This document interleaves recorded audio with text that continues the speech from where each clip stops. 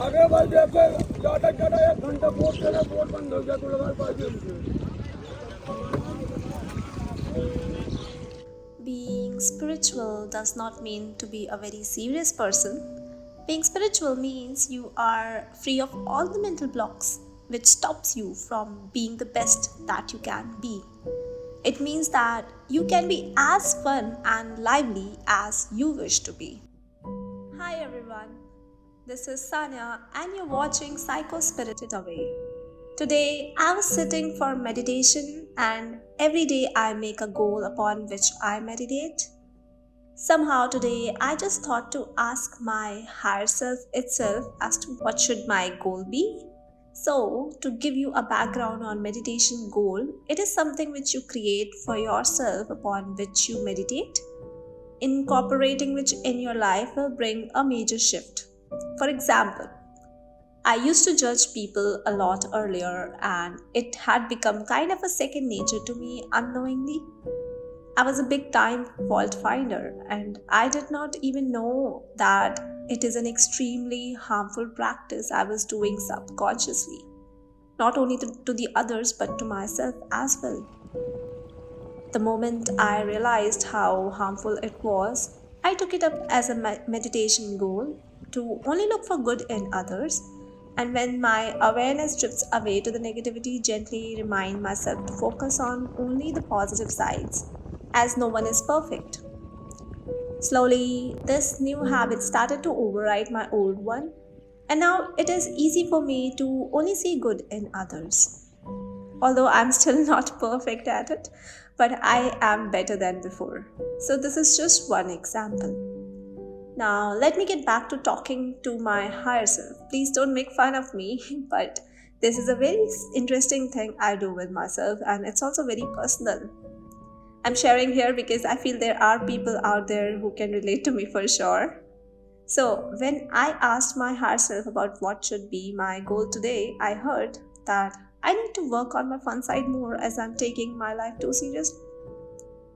I was literally hearing back that I need to enjoy my life and be as colorful as I want to be. Those who know me have seen me changing a lot in past 1 year, and the isolation time I encountered last year was kind of a hard reset button being pressed in my life. This made me more spiritual, but even I had a lot of preconceived notions about being spiritual. So I followed what I knew and I kept learning from the monks or saints. This helped me a lot in my mental growth and also helped me simplifying my life. But at the same time, I completely blocked myself from consuming the content which was not spiritual. I stopped watching any TV series, stopped being a casual time waster, scrolling through the memes on social media, and also stopped partying every weekend like I used to. This happened very naturally, and I still don't feel that I am missing out on anything, to be honest. But today, after talking to myself, I felt that I need to break free of even being into only philosophy when life is all about variety. So, this is the first lesson I wanted to share with all of you. Jumping on to the second one. Second beautiful lesson I learned from spirituality is that only gathering knowledge about spirituality but not practicing it at the same time will only boost our egos. True knowledge always makes us a more humble person. So we should take very slow steps in this path and incorporate what we learn and contemplate upon it. I've seen myself becoming a little preacher of spirituality here, but trust me, I am just sharing my insights and learning little by little every day. It is definitely possible that what I share today, I might wish to differ from it tomorrow. I have seen this happening all my life, and that no learning is constant. It always changes with time. We need to be able to use our wisdom to apply knowledge instead of blindly following any concepts. In one situation, a person may benefit from the same knowledge, but it can be just the opposite if applied in a different scenario. We need to develop wisdom along with gathering knowledge, which comes through meditation. Lesson number 3, this is my favorite one. So, every religion has different rituals to follow, but the aim of each religion and religious textbook is to make us follow a path which asks us to purify ourselves and love and remember God, not only when we are in the temple, but each moment of the day.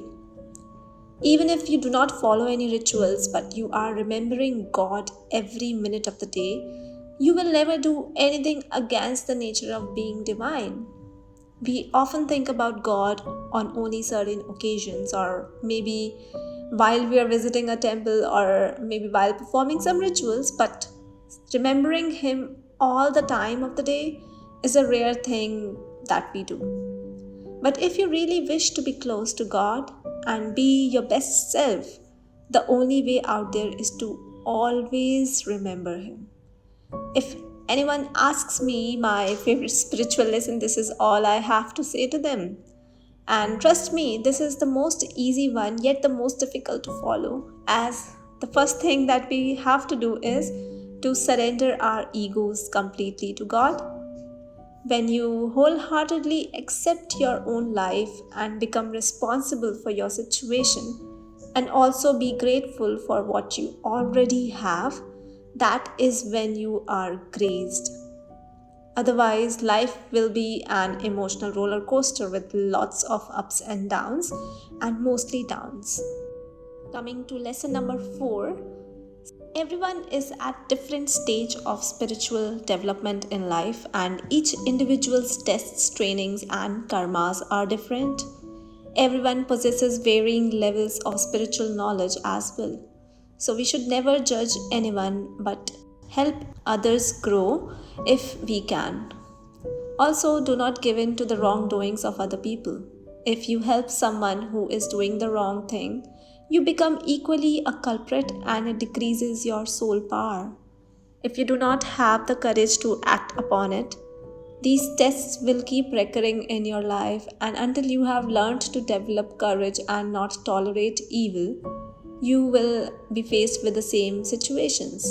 Remember, when you speak up against evil, you are also protecting the wrongdoer in the long run somewhere, as sometimes the one who is taking the wrong action may or may not even know about right from wrong. This could be their habit pattern from childhood, and they may have learned it from for their survival due to circumstances. When you do not succumb to the wrongdoings, you are doing a selfless service and adding a great value to the overall consciousness of this universe. So don't be afraid, as God is everywhere watching everyone. So if you are someone who is lacking courage or is fearful, meditate upon being courageous every day until it becomes your second nature. Lesson number 5. If at some point in your life nothing goes right and you are in extreme doubts and turmoiled emotions and also losing balance, remember that it is your own karma or a test from God which you need to survive. The only tip I have is to surrender to Him completely. When you truly surrender, your mind will become stable and you will not be in doubt anymore. You will be guided to the right direction. Although this should be an everyday practice, but since this ego is difficult to kill, this is why we are faced with tests. All the downfalls in our lives are a test of our egos, and it always is a blessing in disguise. All we need is just a shift of perspective. So that was all about my favorite 5. However, the list is a never ending one. Each day is different and brings a lot of beautiful insights. It is not like I don't encounter any problems in my life, but now I kind of know these problems are arising for a reason, and it will make me a stronger person than before. So we can either focus on the problems or focus on implementing the solutions. The choice is all ours. Be wise in choosing where you put your focus in life, as your life is a manifestation of wherever you have been focusing until now. Thank you so much for watching, and I will see you in my next video.